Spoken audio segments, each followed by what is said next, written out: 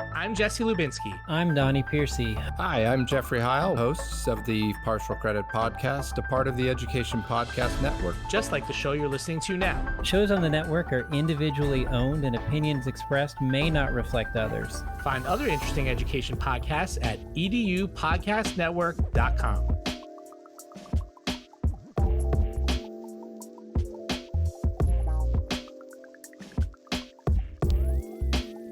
Hello, everybody, and welcome to another amazing episode of My EdTech Life.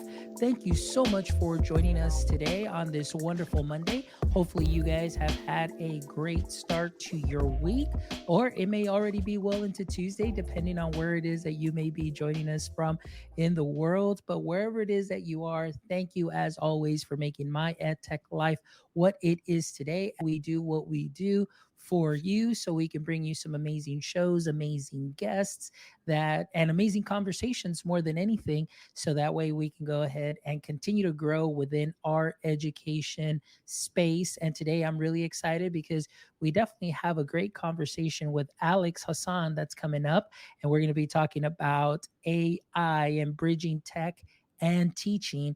And I was just really thrilled to be able to get him on the show today. And we're going to be talking about the amazing work that he is doing with his platform. And I won't get too much into that just yet. That way we'll let Alex get into it. But before we get into our conversation, as always, I want to thank our sponsor. Huge shout out to Goose Chase for sponsoring My EdTech Life. So all of you that are interested, please visit goosechase.com if you're interested in making your classroom more interactive and just a platform to create amazing learning experiences where students are actively moving around and actively learning. Definitely check out Goose Chase, and you can use code MyEdTech10 so you can take 10% off your district plan or your school plan, or even your personal plan. So big shout out to Goose Chase. Thank you so much for sponsoring My EdTech Life. Well, ladies and gentlemen, like I said, today I'm really excited because we're going to be talking about AI. And today I have an amazing guest, Alex Hassan, who is joining us today. Alex, how are you doing this evening? I'm doing well. I'm excited to get started. Excellent. Well, I'm thrilled. I know we talked a little bit about it this pre-chat, and I'm just really excited to get the conversation going and learning a little bit more about Judie AI and the work that you're doing. But before we do that, Alex, and maybe you're familiar with the show a little bit, maybe not, but I always love to introduce my guests as kind of action heroes, because they are people that are doing some amazing things within the education space. And of course, I liken them to superheroes because of the work that they do. And as we all know, every superhero has an origin story. So Alex, can you give us a little brief introduction? And if you can just share with our audience members just a little bit of your background that led you up into this amazing platform and amazing project that you have brought to fruition, which is Judie AI. Yeah, absolutely. So my background is actually in biochemistry. And so my largest passion in life is science. If I could do one thing right now in this world, I would be in a lab studying, and I love genetics. But to support myself, because there's not a whole lot of money in that all the way through undergrad and graduate school, I worked as a private tutor in New York City and in Los Angeles. And one of the things that was very clear to me is that obviously most of my students were people of means. Their parents were pretty significant means. And as someone who didn't grow up with those particular means, it was kind of like a disparity that stuck out to me at my time working there. And I wanted to find a way to kind of bridge tech, which I'm a big tech nerd. I don't miss an iPhone launch or anything like that. I wanted to bridge kind of that world of emerging technology and kind of bring that access and accessibility that I saw so firsthand was lacking. Like in my background, I've worked, I think, for all three of the largest education companies in the United States, and being super hands-on there with curriculum. And it was so clear to me that accessibility is something that's deeply missing in education today, especially on the technology side. And so maybe a year or two ago, when you started to see generative AI really start to pop up, I think even before ChatGPT, that was such like a light bulb for me of like, hey, that is something that not only improves capability, but deeply improves accessibility. And so I got to work diving headfirst into that and seeing like how do we bring those opportunities to every kid. And so that's how Judie started. Originally started focusing on standardized tests, and then just kind of grew from there to include now about 135 subjects across all kind of like all the way from elementary school to the bar exam, so that no matter what you're studying or what you're trying to learn, you're not limited by what your means are. Everybody could have an expert tutor in their pocket. So that's Judie's origin story.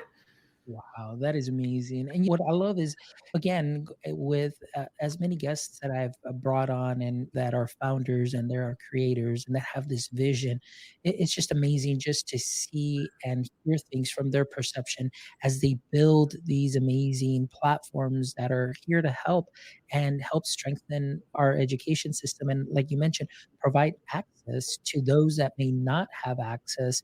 And so that's something that we talked a little bit about. And so I'm just really excited to dive in a little bit more as far as we talked a little bit about how that inspiration came about, which is through tutorials and tutoring.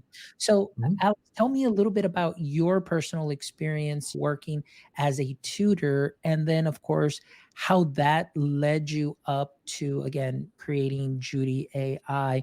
Was there something that really you just said, aha, like, here's that light bulb moment. This is what we can do and how we can provide access. Walk me through that thought process.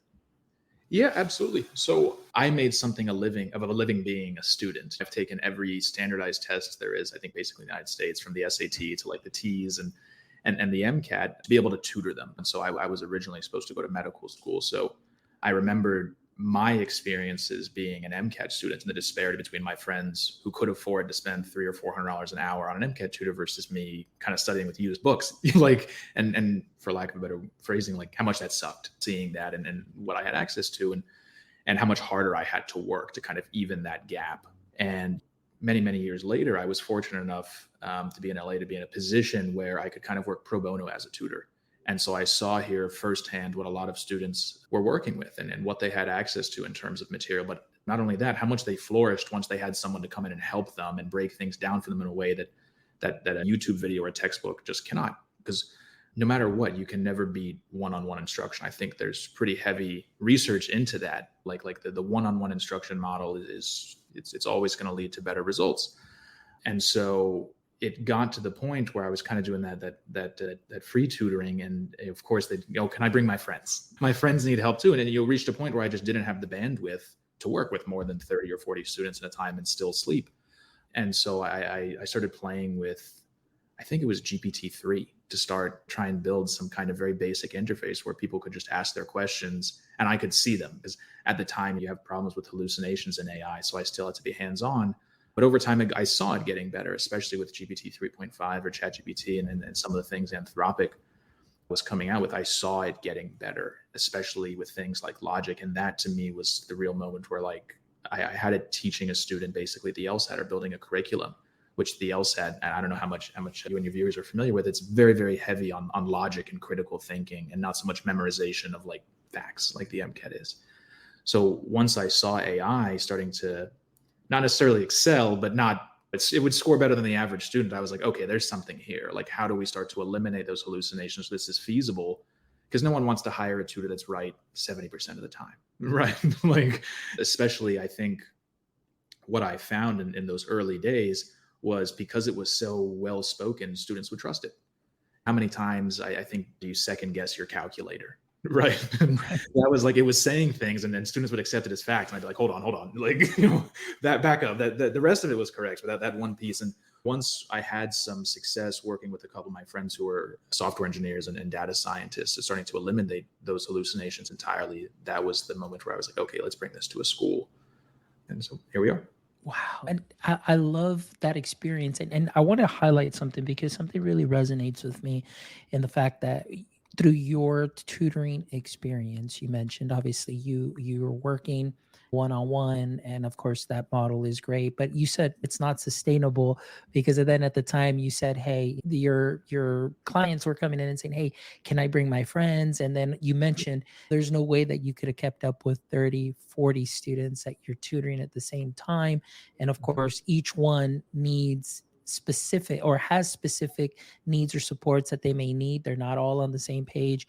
So I mean, that really describes really what is happening within classrooms. You have got 30 customers that you have to sell your content to, and not everybody's going to buy it the exact same way, and not everybody may need those specific supports. And so, like, one of the things that I want to highlight is I was like, that sounds very much like what we're seeing today. And then, of course, you thinking like, hey, there's got to be a better solution. There's got to be something that we can do. And of course, leveraging the tech. And that's the thing that I love about getting into this conversation. You're talking about trying to bridge that tech and teaching, being able to provide that support to the students, that just in time support that they may need.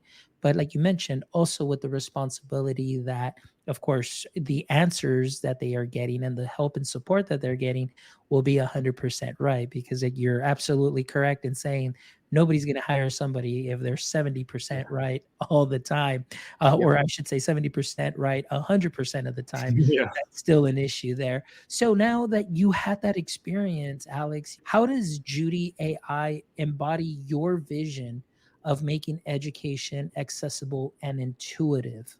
Yeah. So step one was eliminating hallucinations and making sure we don't get things wrong. Step two was putting a methodology onto it. For me as a student, and from my time working as a tutor, I'm sure I've tutored got to be thousands of students in my life myself. Structure is one of the most important things in teaching methodologies. And so collaborating with some of the best kind of curriculum developers in the country and feeding into the AI what the most up-to-date kind of research is as to how do students learn the best was step two. And I don't think in this day and age, like with everything so digital, like it's feasible to expect students to come to a tutor with questions. I don't think that's the best way to make tutoring or any kind of supplemental instruction impactful, because a lot of times people don't know what they need help in. And they just say, like, when I used to go to students, they'd be like, I'm stuck. Like, well, stuck where? Like, and so getting the AI to understand where students are lacking, or maybe there's just one little piece of the puzzle that's missing, was what we did next, and kind of feeding into it a curriculum. Like, and I think I can give you kind of an example. To me, I told you my love is science, and I think you hear one of the most common things in science is organic chemistry is hard. But what I found working one-on-one as an organic chemistry tutor is that a lot of the time students aren't struggling with organic chemistry, they're struggling with chemistry 1. But they don't get a chemistry 1 tutor, they get an organic chemistry tutor. But they're missing that foundation. And so getting the AI to not only fill in those gaps, but foster critical thinking and connecting the dots between different connected pieces of learning, we found to be very impactful in student success. So if you're struggling with a topic, the AI will look at that and say, are you really struggling with that topic, or are you missing something that's necessary to understand this, right? And kind of be an all-in-one education solution. But like I said, tie that into making us better humans, I think is something like, one of my favorite things about AI is that it's consistent for the most part. If you train it that way, right? I know that there's AIs out there that kind of go nuts, but we did our best to make ours very, very consistent in how it approaches students, right? And so fostering in students a love of learning and a desire to think beyond just, oh, let me memorize this chapter so I can do well, connecting to their careers, connecting it to their interests and how they learn. Again, because like, if you think about it, like if you were a tutor for organic chemistry, most of the students don't want to be there. They're there because their parents, their professor told them they needed to be. Well, how do you flip that narrative? For me, I love learning. I spend every night either talking to Judie or going on Wikipedia or textbook and like little cycles, right? I love to learn. I love to absorb stuff. How do we translate that to students and cross that gap? I think is something necessary if we want to see foundational changes in how our country handles education. It starts with the students. How do they approach it? Absolutely. And the way that you broke that down is really actually just great teacher practice. Many times it's we're trying to solve, we're giving that content and we immediately just want to solve the problem and just give the solution many times, because to be honest with you, I mean, you've got 30 students in front of you, and many times it's just like, hey, look, let me just give you the answer. Let me give you the way that to do it, without allowing the students to actually learn, to actually go through that learning process and experience the learning themselves, whether they're having some discourse within class, whether they're working independently and so on, because obviously there's a curriculum, there's a deadline, there's a timeline, there's all sorts of things that need to be met by a certain time. But I love the way that you explained this in a very eloquently, and to me it was just like, yes, this is a great message to be able to see and use and leverage the technology in a way that you mentioned. Let's get to the root of the problem, not just this particular problem that we have in front of us, but what did we miss prior to that to be able to get to a solution here. So I'm just going to share a story that happened last year. And of course, we know that AI was very forward facing, the algorithms and so on, and that scared a lot of people. But one of the things that I talked to teachers about, saying, hey, you guys never thought twice about Siri, you guys never thought twice about spell check and your text predictors and so on. And I say, and you guys never thought twice about the platforms that we have within our district. And so a lot of those platforms, there's a diagnostic test, and then of course based on how that is, it's meant to help close some of those gaps that may be available. So I always share this story because it kind of puts things into perspective too, where there's a ninth grade teacher. They're using a particular math program that is very much prescriptive based on the students' input, how they're doing, how their practice goes. So she gave a diagnostic test, ninth grade student, and then all of a sudden it's like, hey, she calls me up saying, Mr. Mendoza, I think that this program is not working correctly and I think that it's broken. And I'm like, well, what do you mean? Well, I have a ninth grade student that's getting fourth grade material. And I said, well, I mean, believe it or not, there are some ninth grade students that still have some of those gaps. And so the program was meant to do that. We're keeping them where at level, but Yeah. still being able to close that gap and some of those skills that they did not get or gain. So that's where I kind of liken what you were talking about as far as Judy and being able to find that the roots of not being able to get that answer in such a way that it makes it fun, I guess, or makes it Mm. very captivating, or creates that learning experience to go deeper and Yeah. make that connection. And I think that's so important that we miss out on. Absolutely. Because to me, like when I see students like the one you just brought up in your example, like when you were that student in ninth grade operating at a fourth grade math level, to you it feels like everything's snowballing. It feels like you cannot catch up. And so what happens a lot of the time is they just kind of give up, and it's hard for them to progress past that level. And so that was, we wanted to make sure that the AI could reach students or engage them to say like, hey, like this is like the impact of what you're learning. Like for me, being in school, like there were some classes, if I'm honest, I just kind of didn't pay attention because I didn't see how they would impact me. And I think that's something a lot of people probably can resonate with. Like for me, it was like things like journalism or public speaking. I'm never going to be a public speaker. I'm not that guy. But now I'm 26 years old. It was a skill that I needed that I missed out on. That you have to play catch up. And if I could go back to 15, 16-year-old me not paying attention in that class, I would want to reach me and tell me like, hey, like this is how this opens doors for you in life, right? Like this is how this translates into your version of success, which is something that we've built in.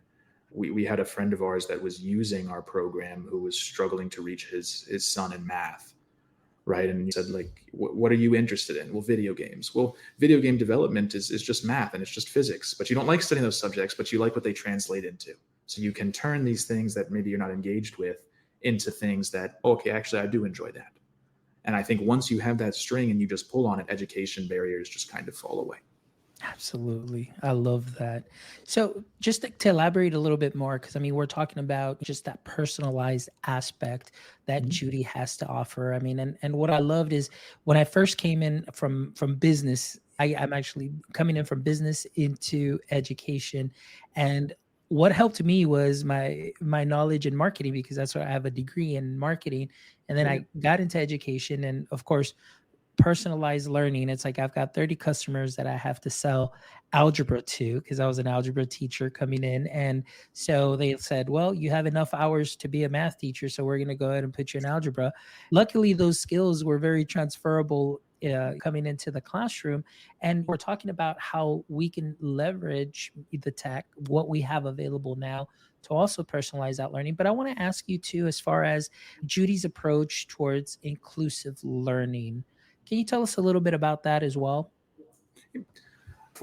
I think Judie is designed to adapt to each student across like about around 170 variables and to test things, right? And so as the student is learning, Judie is learning about the student and how to best help them. And you can go there with surface level things like do they like to read learning? Do they like to hear learning? Do they like to watch videos? Do they need diagrams? And you can kind of present things. And so with regards to that, I would say as of today in October 2023, Judie performs as well as an expert level human tutor and trying to reach students kind of at all levels, at all learning styles, at all personality styles to like, and I think that's one of the basic strengths of AI is it's very adaptive. It can adapt instantly versus a human has to sit there and think, how do I reach this student? Is something, my mom is actually a teacher of many, many decades. And that's something I would see her kind of pull her hair out at night is like she might have a class of 30 students, but just one she's trying to reach. And then her class not inclusive because she's not reaching everybody. But she got to sit there and think the AI can look at those variables and make an instant decision and say, hey, maybe we should try A. And then the AI can sit there and say, okay, A didn't work. Let's switch to B. All in kind of the blink of an eye within a conversation.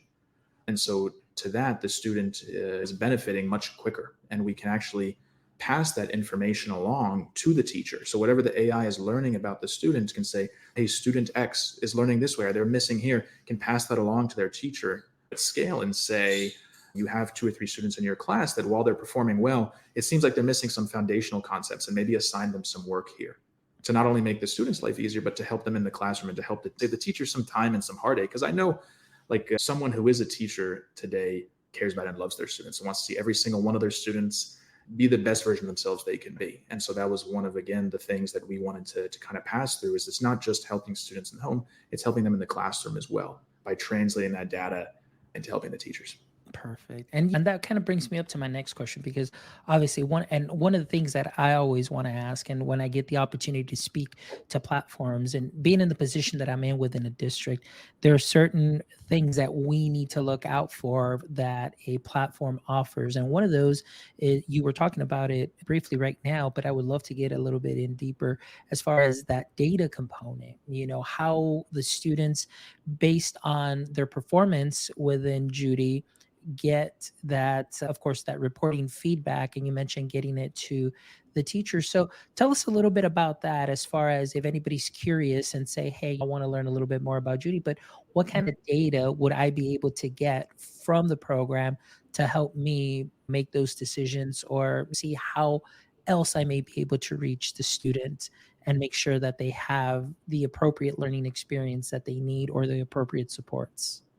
Absolutely. So I think everything that I've mentioned so far, learning styles, foundational concepts, where the student or the class sits within standards, we kind of take an a la carte approach because obviously data, especially dealing with students, is not an area you want to mess around in. And so we partner very directly with the schools to see what their pain points are, what data they want, and we pass that along to them either at the school level or at the classroom level, depending also on what the teachers are comfortable with, because the teachers, I think, are our most important stakeholder in collaborating with them. And so what would happen is a teacher would come to us and say, hey, this is my pain point in my classroom. This is what I'm trying to achieve. And we would basically build a mini version of Judie around them. And that's what I think is so interesting about what we're doing is coming from an outside perspective, you would look at this and see one AI model.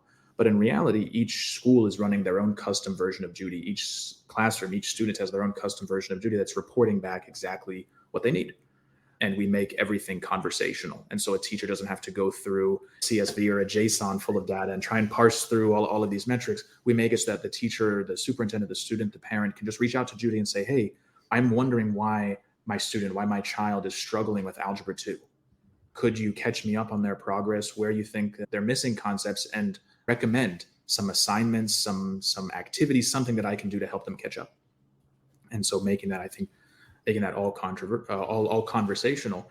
And I think one of my favorite parts about Judie is that you can actually ask Judie what data she can give you, right? It's that like Judie kind of, while not sentient, like we fed it kind of its capabilities. And so a teacher could ask it like, hey, exactly what can you do for me? And if it's something like, if we have a teacher that wants something that we don't offer, we do our best kind of in a timely manner to provide that for them and make it do that. And that's actually how Judie was built. Judie started very small. And we took this teacher-centric approach where we took our MVP product to teachers and said, what would you do with this? And we built around that, what the teachers asked for, what the schools asked for, so we didn't build anything useless, right? Absolutely. Every single one of our features, every inch of our site, before it's gone live, a teacher at school has seen it and told us how this impacts their day. And that's kind of our company mission going forward in making relevant product. Wow, that is awesome. And I think that that is so important, Alex, that for companies that really go out and seek that teacher feedback and really communicate with stakeholders, which you've mentioned before, just the importance of really communicating with all stakeholders. And that should be everybody, obviously from the superintendent all the way down to teachers, students, and even parents. So I want to ask you, as far as working with stakeholders and of course your experience within some school districts that you're currently working with, but I want to ask a little bit through your lens because you're out there on the field, you're getting feedback, but I want to get your response to what are the thoughts that parents have right now with this technology, with their children using it within the school. I would love to get some feedback from that. Yeah, that's an interesting one. I think I was just talking with somebody about. Like, if you read the news, you would think it would be overwhelmingly negative. The negative voices right now, I think, are very loud. I personally have pitched Judie to education stakeholders at least a couple thousand times. I could do it with my eyes closed. I've never had really, I think, a negative response to the AI. Most of the concerns, I think, around, do we store data? You get through, initially, you get those Terminator questions. It's like, is this going to take over the world? What are the safeguards? But I think as AI has become kind of ubiquitous in our daily lives, and people are realizing that this is not something new, that this is, like you said, it's on your Siri, on your Google Assistant, it's all around you. When you send a text, Apple is using AI to suggest what the next word is. I think we've seen those fears decrease a lot. And I think a lot of parents look at this as an enabler rather than as some dangerous technology. So that would be kind of, I think, my read, assuming I'm not just speaking to a whole bunch of polite parents. But yeah, like I think a lot of parents look at this and say, like, well, I couldn't afford $40 or $50, $60 an hour to help my student. This is something that opens doors, because every parent wants their student to succeed and reach beyond what the parent did in their lifetime. And something like AI, whether it's Judie or even ChatGPT or Anthropic, that opens doors for their kid. I think they just want to make sure that whatever they're accessing does have safeguards in place, because of course kids like to misuse things and push boundaries and barriers. And so just when we put in third-party data audits and we're able to prove to parents, like, we're not collecting data, we're not advertising based on your kid, we're not building something nefarious, and we have safeguards in place to keep you and the teachers informed, that ended a lot of those fear conversations, if you will. Excellent. That's good to know. Obviously, here, at least where I'm currently working, we don't get too much feedback from parents yet. I mean, we're still working on a plan and rolling things out. And honestly, I think we're a bit behind, but we're getting there. I mean, a start is a start. Moving forward is still moving forward, whether it's slow or fast. And I'm just curious because obviously those questions do come up. And like you said, I think that at the very beginning, it was just huge. Just that fear of, that's it. We're not going to need teachers anymore. The kids are going to have robots. They're going to have, and then we see, obviously, like for myself, it's really you have that personal assistant as an educator, as a teacher, and even myself in my current role. And I'm sure you mentioned you play with it and actually play with it and work with it for hours as well, refining the platform and adding more to Judie. So as far as adding more to Judie, I want to ask, as far as your platform for our audience members that are listening, is there access or international access to Judie, as far as not just within the US, but is this open to other countries as well? Absolutely. Right now, Judie will instruct, I said, it's 135 subjects in 75 languages. I'm the son of immigrants, and so that was one of the first things we made sure. My dad had to come to the United States to get to the education that he wanted. And it's sad that someone has to leave their home to feel like they have to increase their options. And that's something that I would very much like our program to eliminate. Like, if we can reach kids anywhere and everywhere and promote expert level instruction, I think that would be I think it would be a job well done if we were able to do that.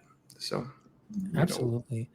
And yeah, that was actually, and the reason I asked that is because several months back, of course, when everything was coming out, November, December, I had a Stefan Bouchard on the show, and he was mentioning they had written a book, but he getting in contact with educators from other countries stating like, hey, I mean, this is something that would be huge because of the number of students and the very few number of teachers and educators that are around, and this can help turn that around, be able to leverage the technology to essentially you're multiplying yourself as a teacher to be able to create a learning experience, create an environment where a student can get the education that they need, whether it's even just the basic skills or, of course, advanced skills. And so I think that this is wonderful. Like you were mentioning, that obviously having to leave your country to find an education that you are really highly seeking is very difficult. But the fact that you're learning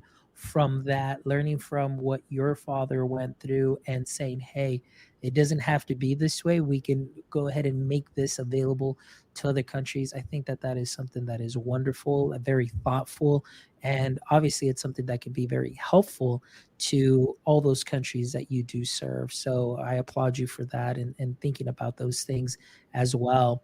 So I want to ask you too, Alex, on as far as maybe a little bit on the business side, or as far as Judy, the platform, what have been, or maybe some of the hurdles that you can name one or maybe two, some hurdles that you've had to overcome since the inception of Judy, whether it was school, whether it was parents, or Mhm. whatever you'd like to share? Because obviously it's something that we all need to know, that as good as the platform can be, the road is not always easy. So if you can tell us just a little bit about that and just how you overcame those hurdles.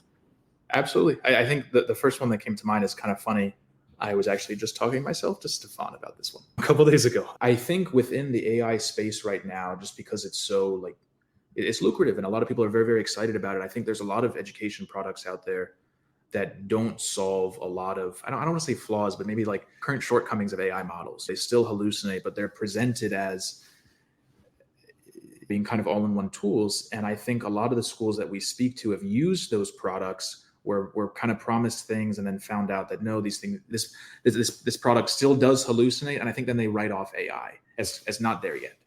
And then for us, I think the hump becomes much greater to show them, no, we don't hallucinate. Like we are right 100% of the time. We have safeguards. And that has been one of I think a lot of the school stakeholders that I talk to feel like maybe hazy on AI because they're not sure. They get so many pitches, I think, with AI. You see so many products, especially now in the last 2-3 months from AI companies that can't yet fulfill their promise because the models themselves aren't quite there yet and you have to do more. But I think in kind of the current funding environment, at least out here on the West Coast, there's not really a drive to do more. I think a lot of times just saying AI is enough. That's been like trying to get across to schools that we are, every single partner, every single employee at Judie is extremely dedicated to the cause, if you will, and improving accessibility of education and showing them that we are trying to build very strongly a community around this and support our teachers and develop teachers for features, develop features for teachers and develop features for students around them. And that we're not just trying to sell them something and then leave. It has been kind of, I think, not necessarily a struggle, but it's definitely gotten harder as more AI products have come out. I think it was much easier in June. Now I find since the school year started, since August, September, a lot of our clients have reached out to me, told me other companies have reached out to them and they've gotten burned. They feel like they don't trust a lot of the AI companies, which is sad because I know that I speak to a couple of AI ed tech founders who have expressed kind of similar things to me where like we do care and we are trying to make things better. It's gone, I think, to the point where it's some schools, because they were burned by other kind of products out there, they didn't deliver on the metrics. We've actually just kind of given them our product for free to show them like, look, we actually care about your students. You're not just like a client or like an invoice to us. And I see that getting harder lately. Oh, yes, no, I agree. And that what you just mentioned at the very last sentence, that you're not just an invoice. I think that's something that a lot of companies need to understand, that mainly getting that feedback, obviously, when you overpromise and underdeliver really leaves a bad taste, especially in a school district's mouth. I mean, they're hoping for something that they don't get, but the fact that you take that feedback and say, hey, you're not just an invoice. Like, we're really here. This is our mission. Our mission is to really take this to the next level and help your students. I think that speaks volumes, and it's a great way to redeem yourself, but it's a great way for even the district to say, hey, like they stuck it through. Like we gave it to them. We said we spoke our piece. We were very upset, but the fact that you listened, I think that is so important. And you're absolutely right as far as the aspect of many platforms that are out there. And a lot of times, many platforms are doing very similar things very differently, or it may look different, but you're absolutely right where they are still not quite at 100%. And I know one of the big things is especially that sometimes I really need to look at too, as well as far as the standards. In Texas, they have very specific standards. I'm sure that in other states they've got very specific standards. So I know that I've talked to a couple of founders, and that's one of the things that they are still currently working on or trying to get better as far as producing things that are standards aligned for that specific state, Yeah. i.e. Texas. That's one of the biggest things there. And so those are some of the things that they go through. And obviously, if you don't have something that mentions those Texas standards here for Texas, there's no way that you can get your foot in the door no matter what, because that's the first thing that they're going to ask. So yeah. I think what's interesting to us, because like I think in my position now, I'm not sure if mentor, like I have like a lot of like, I think AI edtech CEOs like kind of reach out to me as kind of like a sounding board. And it's interesting to me that you bring up standards, because that's actually one of the first things that we did when we were building this out is like, I think to me that speaks to, I think more education, like technology focused CEOs need to begin their product development cycle actually talking to the superintendents. Because if you approach a superintendent or a principal, a teacher, that's standards are one of the first things that they will tell you. And I see a lot of companies build out fancy features like, oh, here's like a crazy lesson planning activity that's super creative, but they're not aligned with standards. Like you have to get the basics down first into the model where when we walk into a room with a district or a school, it's a given that we're standards aligned. And then beyond that, we're school goal aligned. Like again, like when if you speak and you bring your product or your idea or your MVP to a school, one of the first things they'll tell you is like, in addition to the school to the state standards, rather, my school has goals. I want to increase AP enrollment. I want more of my AP students to receive college credit for this. Can your product do this? Instead of like building features first, right? Like, and so if there's any, I think anybody wanting to build an AI ed tech product out there, that would be, I think, my advice to them is before you really build anything beyond an MVP, bring it first to a school. Mhm. Ask them how they would use it or what they need before you begin kind of that in, because it's hard once you've fully developed a product to then add more things into it, especially foundational things, So I totally agree with you. Regardless of where you sit on standards, as of today, they are important. Absolutely. And there's countless of companies that I talk to that call me up because I do consulting on the side, and they're always curious, like, hey, we're starting this. Like, what do you see? Can you try this out? And so on. I say, well, look, easily is just, I don't see the standards. And although, like you mentioned, some of those features are great. And I know that the spin is, well, you don't have to reinvent the wheel. You can just kind of get this done. And then you're going to align it to the standards. So but it's like, okay, you gave me the activity, but I still need to go ahead and rewrite that activity so that it fits to what we're teaching. That kind of defeats the purpose. It's like I could have just stuck with my lesson and just been fine. So what is the value add? Oh, well, no, like now you can go ahead and just change the grade level. I was like, okay, but still it's not standards aligned. So those things. But yeah, so I think that's very important. And I think that is sound advice. And that's going to be a great sound bite that I will definitely cut and share, because I think it's just some really sage advice that you just gave there. And so thank you so much for sharing that. So Alex, before we start wrapping up, and now that we're kind of winding down on the show, I just want to ask you, but in maybe, I don't want to say short term, maybe 3 to 5 years from now, what is your vision for Judie AI as you continue to, be involved within the education space and the foreseeable growth of Judie AI? What do you envision? Yeah, I think I hope to, in the short term, we are very focused on K-12 and early college. But one of the things that's been interesting to me is when a student buys, or rather, let's say a parent buys a subscription to Judie for their child, we also give access to the parent. And it's interesting to see the parents use the account. I remember months ago, we were talking to an investor, and he made an account, and I would see usage on his account. And so I came to him and I asked him, I said, like, do you have a child that's learning? So no, I use it to learn quantum mechanics. Like, and I think like a lot of people take for granted that it's not just kids trying to learn. Like, you can really learn anything at any stage of your life. And I would like to kind of expand into that. Like, education is a market where everybody's a stakeholder. Everyone's always learning, or at least they should be. And I would really love to kind of expand beyond just traditional learning into kind of taking away the limits to learning for everybody. For me, I'll say from my experience, I had a lot of educational experience and not a lot of business experience initially, like running an actual company and having employees and having an office. And I, believe it or not, I learned, use the AI a lot to learn and to kind of buttress the support from my investors and from my mentors. And I'm able to learn something from Judie every single day. That's actually, I think, company policy is every employee that works for us has to talk to Judie at least once a day and learn something. Like, and so that would be, if I could have a tagline, take away any limits to learning for everybody. I love that. I love that.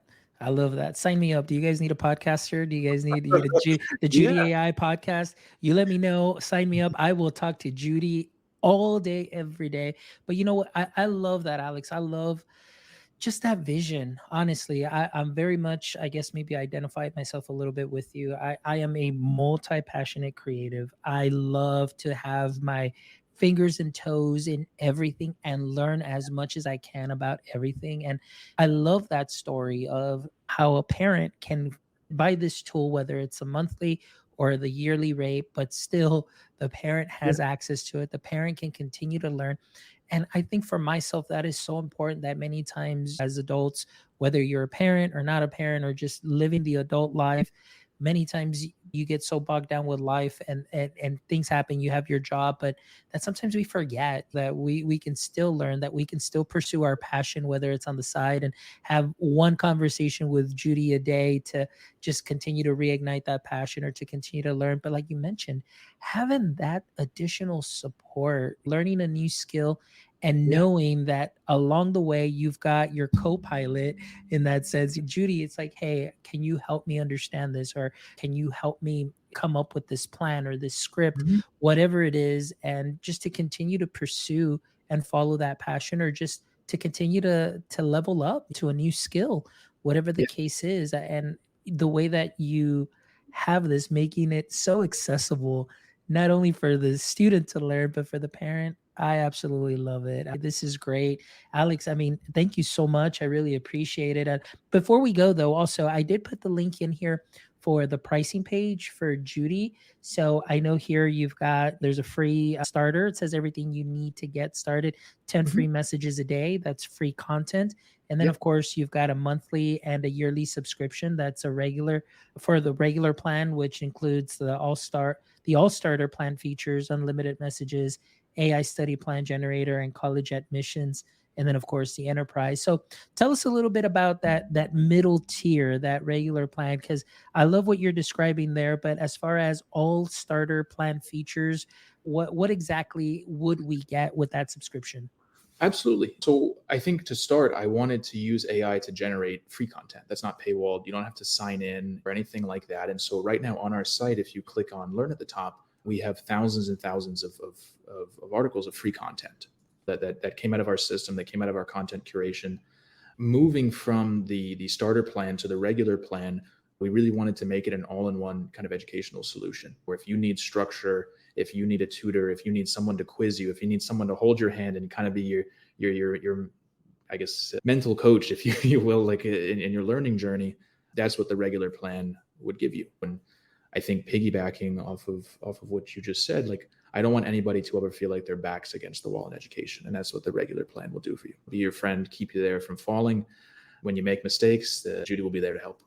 So I love that. Alex, man, this has been such an amazing conversation. Thank you so much for allowing us just a glimpse at your world, the way that you came up with Judie, that story, the work that you're doing, the influence from your father, your passion that you have, like you mentioned, for that nobody should feel that they have their back against the wall when it comes to education, the accessibility, and of course, the free content that you're giving here. So, for all you teachers that love free 99, you can check it out here at learn.judie.io.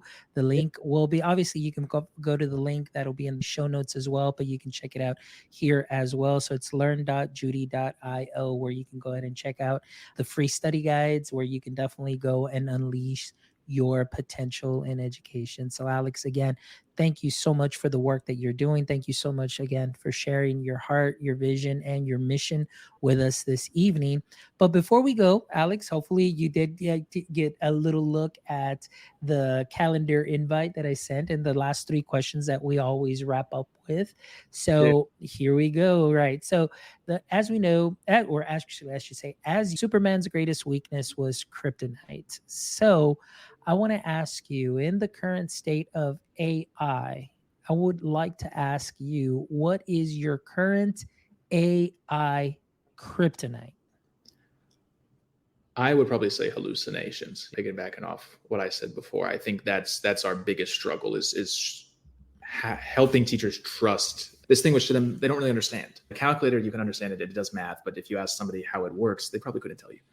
And I think because these things are so lifelike, our the schools that we work with, we find people don't refer to Judie as it, which you really should, because it's programmed, right? They refer to it as she, and they say thank you and say sorry and ask it how it's doing. And so kind of if you're going to learn from something, you kind of have to trust it. And so kind of that would be kind of the AI kryptonite. I think a lot of players in the space are very loud and maybe overpromise, and we try and do the opposite and be very forthcoming. I think something important there, and again, another piece of advice I would say for AI CEOs in this space, is there's nothing wrong with saying, I don't know. You don't always have to be an answer. And when I look at ChatGPT as an educator, that is one of its biggest flaws, is it doesn't say, I don't know. A lot of people ask us, how do you have no hallucinations? Well, if Judie doesn't know something, she does what a human would do, or what a human hopefully should do, is say, I don't know. And so that would be our kryptonite, is getting teachers and then our stakeholders to see that. Excellent. I love it. Great answer. All right. Question number 2, Alex, is if you could have a billboard with anything on it, what would it be and why? I would probably say challenge yourself. I think I just moved to Los Angeles, and I see it's kind of sad to me, I think, to see the state of post-COVID America, without getting too nihilistic. I see a lot of people not challenging themselves and just kind of trying to do enough. And I think if that would be a message that I would get out there. I'm fortunate enough to work with some rock stars that challenge themselves every day. And I think if more people did that, we'd be in a much better spot. So that would be, I think, don't limit yourself. Excellent. I can see that. Like you said, don't limit yourself, challenge yourself. I love that. That'd definitely be a great billboard. All right, Alex, question number 3.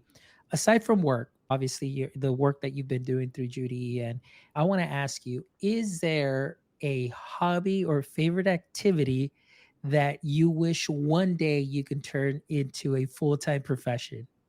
Yes. I think my passion, which I've kind of had to give up a little bit for Judie, is I love to dive. I'm a master scuba diver, a dive master. I've logged well more than 1,000 dives in my life, and that's something I would love to get back to.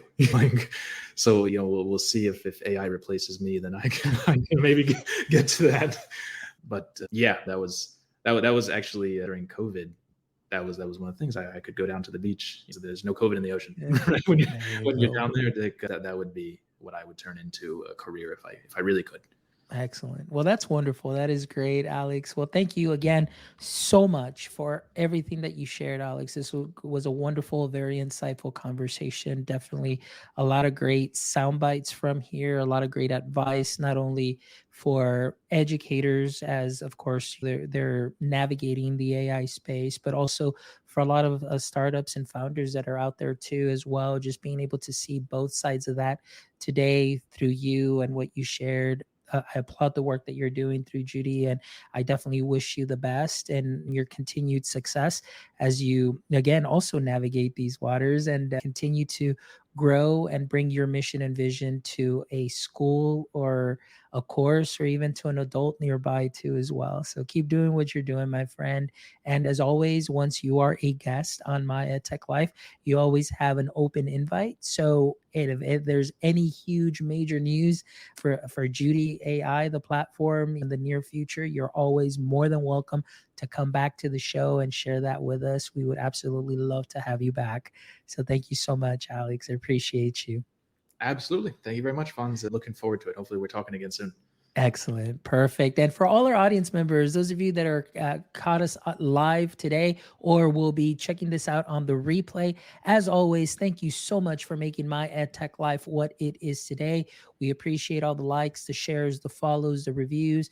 Please go visit our YouTube channel, guys. Give us a thumbs up, give us a like. We want to get to 1,000 subscribers on that. But please make sure that if you want to check out this amazing episode and the other 234 wonderful jam-packed episodes, please make sure you visit our website at myedtech.life, where again you can check out some amazing conversations, learn from educators, founders, creators, practitioners that you can take some knowledge nuggets from and sprinkle them onto what you are already doing great. So thank you guys for that. And if you'd love to support our mission, please visit our merch store, guys. Get yourself a cap, sweater, a t-shirt. All of the proceeds go back to the show so we can continue to bring you some amazing content week in and week out, my friends. So again, thank you all for all of your support. And my friends, don't forget, until next time, stay techie.